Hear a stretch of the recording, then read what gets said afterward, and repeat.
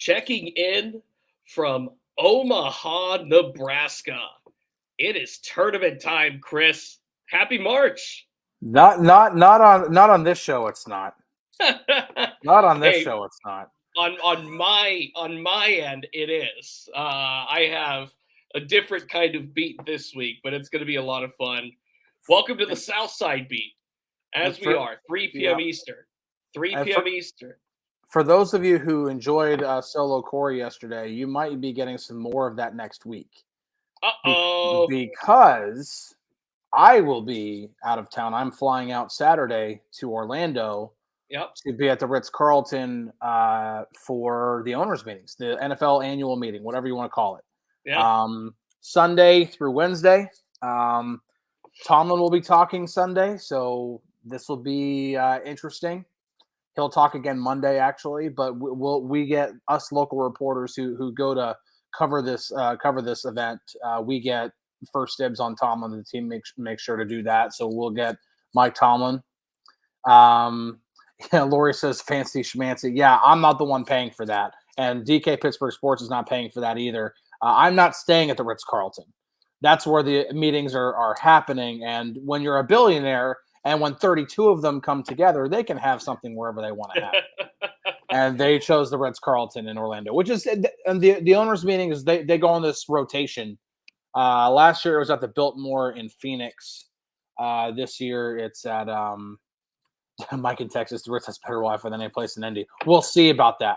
Or on the South Side, for that matter. We'll see about that. It's still an NFL event. I have to automatically assume the Wi-Fi is going to suck. Red Roof Inn. Listen, there's nothing wrong with the Red Roof Inn. I've stayed at the Red Roofs and the Super 8s and the motels. I've stayed at those places before. I'm going to be in this hotel in Omaha for the next at least few days. For those that missed yesterday, I am in Omaha covering the NCAA tournament. Duquesne for the first time since 1977. NCAA tournament bound. So for as long as the Dukes are dancing, I will be dancing along with them. So I will be out here until at least Thursday night, maybe Friday, maybe Sunday. We will see. Yeah, we may have to call an audible on the South Side beat if Duquesne wins. So if you don't want to miss any South Side beat episodes, root for Duquesne to lose. Hey, BYU Duquesne, it's going to be a good one. I did a bunch of diving in today on the matchup, and I'll have a story coming up, within the next couple hours, live on DKPittsburghSports.com. So next week, Mike Tomlin talking. He'll talk a couple times. Omar Khan will talk at one point, and Art Rooney. Well, obviously it's the owners' meeting, so Art Rooney II will also talk. Usually that'll be closer to the end of the week. Yeah. Once all the owners vote on all the different proposals that are going to be put out there, and don't worry, I'll have a primer for that ready to go, so you can see what all's gonna happen next week. But with Omar Khan talking next week, with all these guys talking next week, we'll get some background on just what the heck this team is cooking. Mm-hmm. And we're already seeing it. Now, see, Jessica says Van Jefferson, but see, here's the thing. Go up another rung on the ladder. No, but and Barbara says not Justin Jefferson, Van Jefferson. But see, here's the thing. There have been Omar trading for Justin Jefferson and Pat Mahomes next week. So here's the thing. There have been rumors out there about potentially Deebo Samuel or Brandon Ayuk, and then that CTESPN keeps reporting the Steelers are interested in Justin Jefferson. Now, if you know anything about who's behind the CTESPN, then yeah. For those that don't know, though, it's Antonio Brown. It's Antonio Brown. Yes. It's Antonio Brown. Yes. But listen, I'm at the point now with the way this offseason has gone that if there's a rumor out there, I'm not going to automatically discredit it anymore. That's just the way this is the way I'm approaching it now, because this is not the Steelers' way. And I'm not even talking about signing Russell Wilson, a little bit trading for Justin Fields. I'm actually thinking that the signing Patrick Queen is probably the most indicative move that indicates that this is no longer the Steelers' way of doing things. I'm really of the impression now that if there's a player that they want and there's a price that they are comfortable paying to get that player, they're going to do it. Like, that's just the way. Like, I'm looking at this. Justin Jefferson his cap hit is $19.74 million this year. And if the Viking, and he's going to be a free agent, and that's fine. But if you're willing to pay a certain price to bring Justin Jefferson to Pittsburgh for 1 year, why not? Who better for George Pickens to learn from than a guy, than the best receiver in football, pretty much. Right. Now, I know obviously the question, like, what is the most realistic trade package for Justin Jefferson? And I would assume a first-round pick would have to be in there because, again, best receiver in football. But then again, I don't think anybody foresaw trading a conditional 6th-round pick to get Justin Fields either. So, and Steeler Lee brings up a good point. Says cap-wise, I still can't see them getting any receivers unless it's Mike Williams. Listen, they got $15 million in cap space right now, and they can still restructure like 3 or 4 contracts. They got plenty of room to add whoever they want to add. Right. And that would be about a $19 million cap hit for Justin Jefferson, by the way. That's the best receiver in football, yeah. If they did something like that. If they did. But I'm at the point now because we were on the show for weeks saying, I don't think Justin Fields is going to happen. Yeah, I don't see Russell Wilson happening. Well, guess what? Both of them happened. When a lot of people were not thinking this was going to happen. Right. So I'm at the point now where I'm like, you know what? I'm not going to discredit anything. And they may just be rumors. And there's a really good chance that Justin Jefferson does not dress in black and gold next year. But I'm at the point now where until he's on another team or the Vikings flat out say we're not trading him, I'm not going to rule it out. Now, look, it would be easier, I guess, to get a Brandon Ayuk if that was an avenue, if that was a legitimate way. Now, for those that may or may not have seen it, there is a deleted tweet going out on the internet space that came from Brandon Ayuk. And, he tagged Mike Tomlin saying something to the tune of, hey, people say we look like twins anyway, so why not? And it's been deleted. And if you look at Brandon Ayuk's account, nothing's been posted since, I think, April of 2023. So people were like, whoa, what? And it's been taken down. Now, whether it's legit or not, obviously, you can't really tell anymore, but for the sake of conversation, I guess, if Brandon Ayuk really did at Mike Tomlin, which, okay, good plea, then if there's legitimate interest there, then, yeah, the Steelers should absolutely look into that. And if you look at, Mike Williams, we talked a lot about Mike Williams yesterday. Mm-hmm. He's visiting Thursday. Yeah. And, he's seeing the Panthers, he's seeing the Jets before he goes to the Steelers, and maybe, you never know, maybe with that visit being the last one, Mike Williams walks out of the South Side with pen on paper, with the contract signed. If things don't go well with New York or with Carolina, or simply if he just prefers right away to sign with the Steelers, and he says, hey, name your price, or the Steelers say name your price, and they work something out, and maybe, who knows, as early as Thursday, then as early as Thursday, Mike Williams could get signed. If there's legitimate interest in the Steelers and the money is right and all of that works out. Yeah, it's and I do think that a trade for Brandon Ayuk is probably a little bit more realistic. Again, this is just going off of what the way the Steelers have done business in the past. The more conservative approach, kind of spread the wealth a little bit. And don't get me wrong, I'm not trying to say that a trade for Brandon Ayuk is not anything to get excited about. If the Steelers were to do that, yes, that is absolutely a major upgrade to the receiver room. You got George Pickens and Brandon Ayuk at the top of your receiver depth. To me, that is just as good of a pairing, if not a little bit better, possibly, than George Pickens and Deontay Johnson. But I think that automatically makes a receivers not nearly. No, I don't think Brandon Ayuk is a free agent. I think he's still under contract, if I'm not mistaken. I'll tell you in a second. Now you're gonna get me second guessing myself. I'll tell you in a second. I'm pulling it up right now. Brandon Ayuk is. I could have swore. No, he's under contract. Unrestricted free agent 2025. Yeah, 14 million cap hit this year. 14.1 according to Spot Track. So yeah, no, he's under contract with the 49ers, so they'd have to trade.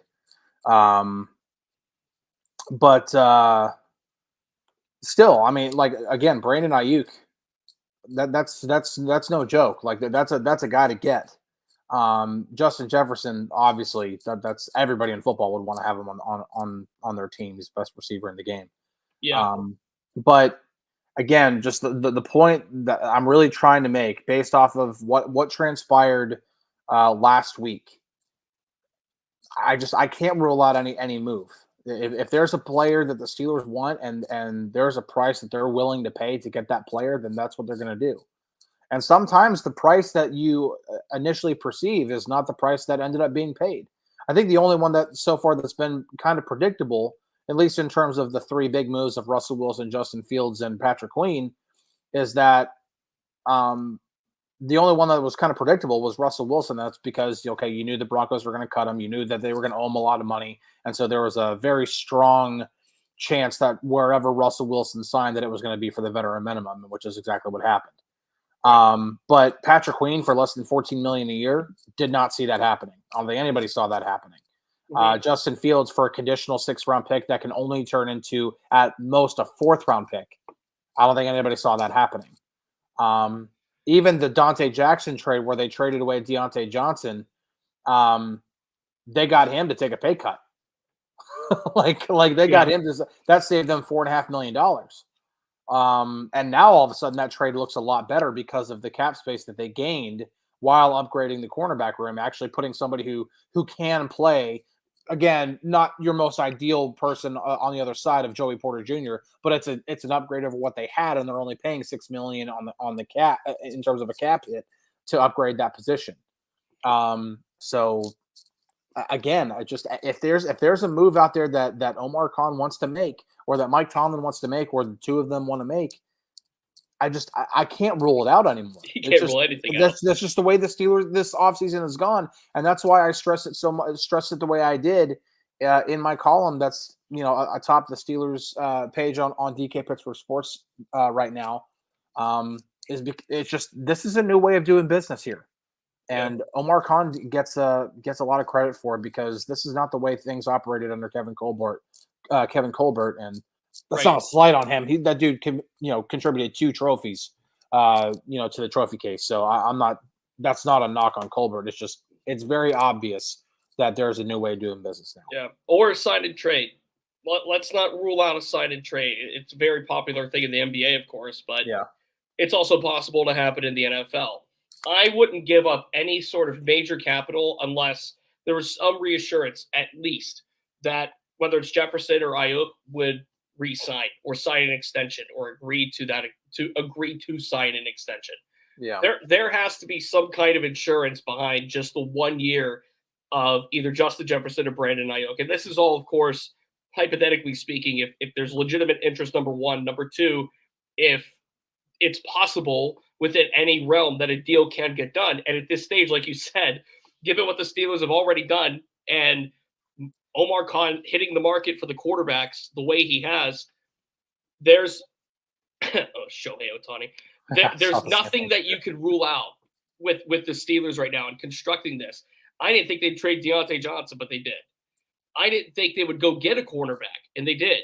I didn't think that Patrick Queen would land in Pittsburgh for the money, for the really what's the word I'm looking for, affordable contract that he signed. We spent an entire episode dedicated to looking at inside linebackers. Did we even remotely consider Patrick Queen a possibility? No, because we figured they weren't going to set the market with that position, and lo and behold, they kind of did. Yeah. So that's where they chose to allocate that. That's where they chose, we're going to hammer this market this time, and then kind of let the trickle-down effects play out. And now they're set up with Dante Jackson, who, look, I don't necessarily view him as a CB2 opposite Joey Jr., but he can play CB2. They're set up with their starting inside linebacker for the next next few years. They're likely going to look at wide receiver, whether it's draft early or now free agency or trade. There's still options with the wide receiver room. And by the way, they still need a center and probably still need a tackle and probably still need a defensive tackle. So, like, everything's coming together by this stage. And we talked in length, myself with the chat, we talked in length about the present and the future of the Steelers quarterback room. I think also the move they make for whether it's Ayuk, Jefferson, a rookie, another free agent, Mike Williams, also depends on how they view Russell Wilson v. Justin Fields. It's kind of dependent on, do they view Wilson as more than a one-year option at the position?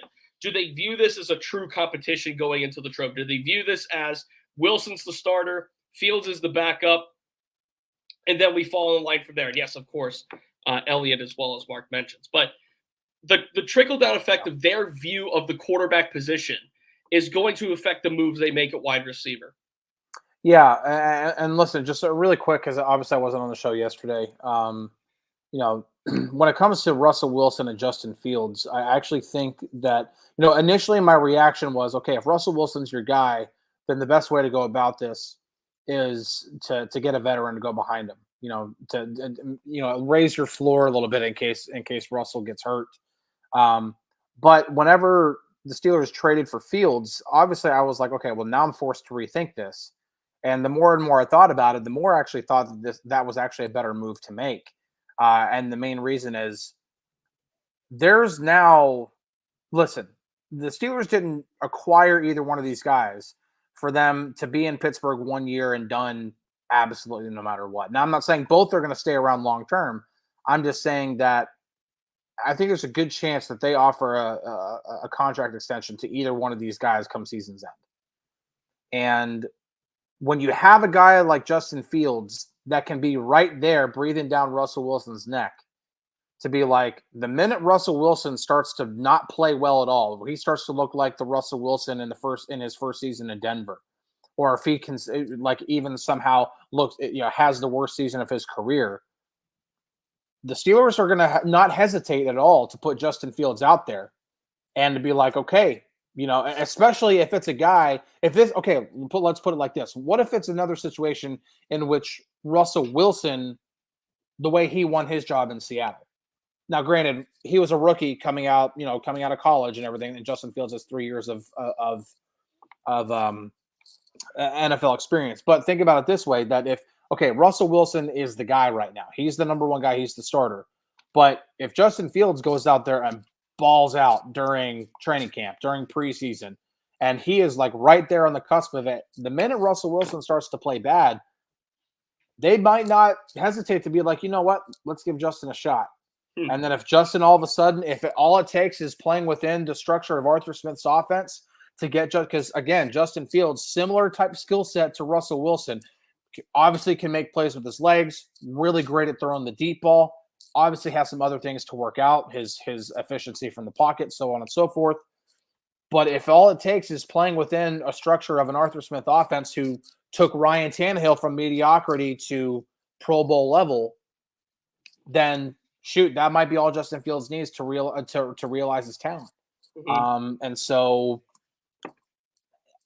I think it's a move that, number one, secures their quarterback situation for this season and potentially sets up something for the future, especially if Justin Fields gets an opportunity to play and shows, takes another step towards becoming a better quarterback. These two moves of this magnitude don't get made unless there's a plan in place, right? Yeah. Mm-hmm. You can't bring in a high-profile person like Russell Wilson and then make a trade for another high-profile quarterback like Justin Fields without having some kind of plan around one, both, or the other. The world where it's both is Wilson is a stopgap to Fields, and this team becomes Fields' next year. Consider this year a redshirt year. Yeah. Or maybe they keep Wilson on a thin leash. I don't know. I didn't think it would happen with Pickett, and yet it did. So you can't rule that out either. I think what we're seeing is, and I can't even call it reactionary, Omar Khan, Mike Tomlin, this is their way of making change. Remember when Mike Tomlin said change is happening? It's happening. Oh, yeah. It's right in front of your eyes. It's happening. And this isn't like, oh, every team makes moves of free agency and every team every team does it, but the Steelers are on a different level with doing it. Nothing is as drastic across the NFL compared to what the Steelers are doing. And yeah, I know it's the quarterback position. It's the most important one in sports. But when you alter that position in such a significant way, when none of the 3 quarterbacks that were on last year's roster are here anymore, when you clean house at that position, that's significant. And that's any position. But when it happens at the quarterback position, whoa, you're altering not just the trajectory of the position, you're altering how the team around it is going to be built. Now there has to be a wide receiver that fits Russell Wilson and or Justin Fields. There has to be a tackle that could block for him. There has to be a center that could snap to him. There has to be somebody that fits the Arthur Smith offense at each position. And by the way, they have to find a fit with that quarterback. Mm-hmm. So none of this happens with respect to Fields and Wilson unless there's a plan. And if there's not a plan and they're flying by the seat of their pants on this whole thing, God bless them. I don't think there's no way they could be doing that right now. No. There's a plan in place, for if Russell Wilson goes out there and finds some sort of fountain of youth, and then all of a sudden he looks a lot more like the guy in Seattle than the guy in Denver, then all of a sudden, okay, we might have somebody who. And listen, I don't think that's necessarily a bad thing if that happens, because that provides you 2 or 3 years of a stopgap to possibly, okay, we got ourselves a good veteran quarterback, somebody who can play, who knows what to do at the line of scrimmage, who will be given freedom at the line of scrimmage to make changes, to call plays, anything like that. That's a valuable thing to have. And that's typically only given to guys who've been in the league for a while and have seen every kind of defense. That's something that they've missed. And Joshua Dobbs brings up a good a point here, saying Russ needs to take a page out of from old Ben's playbook, 1, 2, 3, throw. I would agree with that to a certain extent. The main problem with Russell Wilson, and I think why his game hasn't evolved as he's gotten older, is because he's simply too short. He's 5'11". You don't have a lot of guys that are that short that can play from the pocket the way Big Ben did as he got older. Big Ben was able to do that because he has elite size. I mean, 6'5", 240. You can do anything at that point. Right.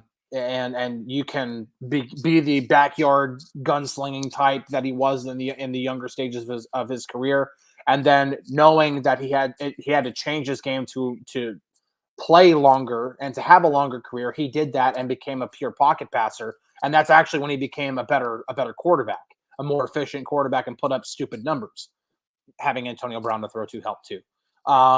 But Russell Wilson can't quite do that because he can't play from the pocket the same way Big Ben did, or Tom Brady did, or Peyton Manning. He just doesn't have the size to do it.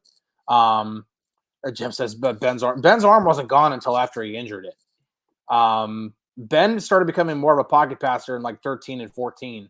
Mm-hmm. So you're talking about that entire portion of from 13 to 18. Ben was a pocket passer, and I mean, he could still make plays outside the pocket. He wasn't completely immobile, but majority of his plays came from the pocket, and that's why he became such a good quarterback during that time, because he took his experience, put it from inside the pocket, and was able to play within the structure of the offense more often than not. And he also had some really great weapons to throw to. Russ just can't do that because he's not built the same way. Right. Barbara asks, does anointing Russ QB1, is that a good thing? I believe it was Mike Tomlin who said this year, we don't anoint. I believe the lead direct quote, and I have it here, is we don't anoint anyone, quote unquote. So I think they're not going to go against that unless they are. You never know. I have a couple notifications popping up, but nothing Steelers related. Can you smell what the con is cooking? Listen, Hollywood Rock is back. We got heel rock. We're back in the attitude era ish. I love it. Oh, that was the ruthless aggression era. That's true. Good point. That was more ruthless aggression era. Good point. Look, there's still going to be moves made. I just don't know how significant, or not really significant. Seismic, I think, is the word. Like trading for Justin Fields is seismic. Trading for Russell Wilson is seismic. Now, if they traded for Brandon Ayuk or Justin Jefferson, those are seismic moves times 10. Those are putting the foot down on a position of need like that and going to get one of the top that are currently in the game.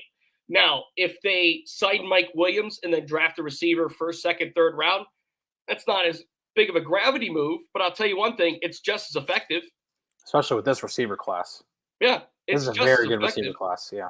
So it just kind of depends right now. And I'm really fascinated by this Mike Williams visit, because if it happens on Thursday, and let's say for the sake of conversation, he makes it to Thursday, he could be enamored by the Jets or enamored by the Panthers, sign on the spot, and he's a Panther or a Jet, and not even make it to the Steelers.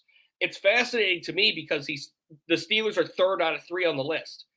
And if he makes it to the South Side Thursday as a free agent still, and that meeting happens between Mike Williams, Omar Khan, and Mike Tomlin, what do you think the odds of him becoming a Steeler are? Do they increase? Absolutely. Yeah. Do you feel good about if the meeting actually happens and there's a chance that he could become a Steeler? Now, look, you have to vet the medicals. You have to see when he'll be ready. You have to make sure he's healthy. You have to do all kinds of stuff. Money has to be right. He probably has to take less because he's been hurt. Like, what's the market for Mike Williams combined with what are the Steelers willing to pay for him?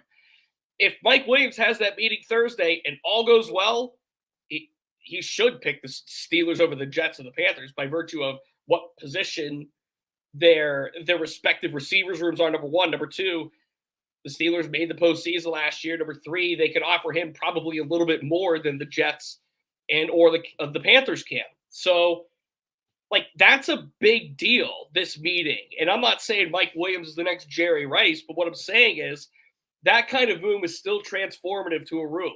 That kind of move is transformative to an offense.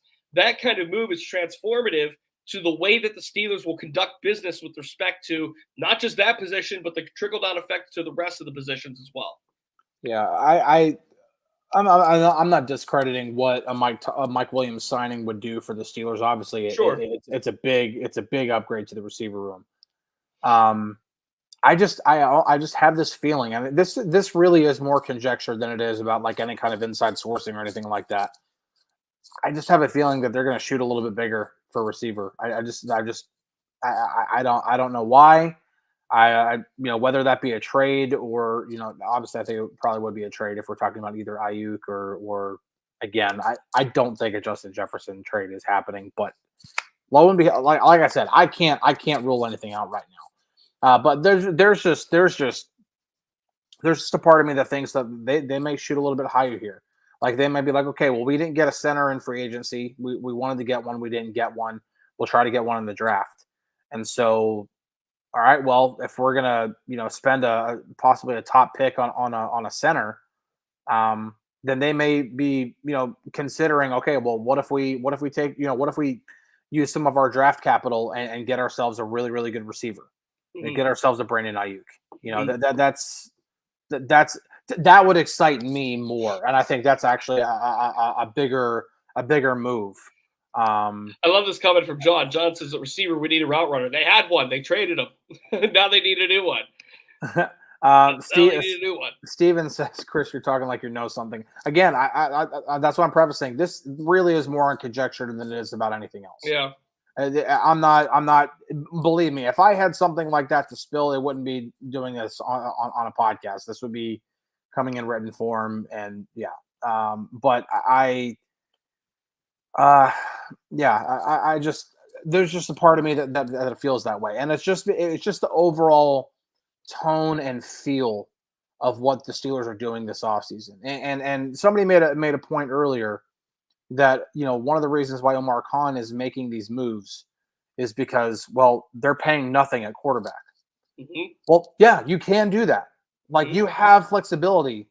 So you want to go get Justin Jefferson and you want to pay, if you're comfortable paying what it would take to get him, you can afford him. You can, shoot, they got 15-something million in cap space right now. You're talking about having to clear only $4 million. One contract restructure allows you to add Justin Jefferson to the roster. If you were wanting to make that trade. I'm just talking about just that portion of it. Like, you can shoot for that if you want to. Is it the smart thing to do? Are you going to give Justin Jefferson the massive freaking contract he's going to look for in free agency? I don't know if that's smart, but because what if Justin Fields plays really well? He takes over Russell Wilson's job, and if they don't pick up his 5th-year option, which I don't expect them to do, then you're gonna have to give him some sort of contract. You're gonna have to pay a quarterback, to a certain extent. So, but why not at least for this year when you're paying less than $4.5 million for a quarterback, or for 2 quarterbacks, I should say, like. Use that money, use that cap flexibility you have to build out a great roster with a plan in place that can also address 2025 and beyond. And Jim, sorry, just real quick, Jim does say here they can't keep ignoring the offensive defensive lines. Trust me, I don't think they're being ignored. No. I do think center. I know for a fact that this is inside sourcing. I do know for a fact that the Steelers wanted to get a center in free agency. They wanted to get a starting caliber center in free agency. Just sometimes things don't work out. You don't bat 1,000 in these situations. Yeah.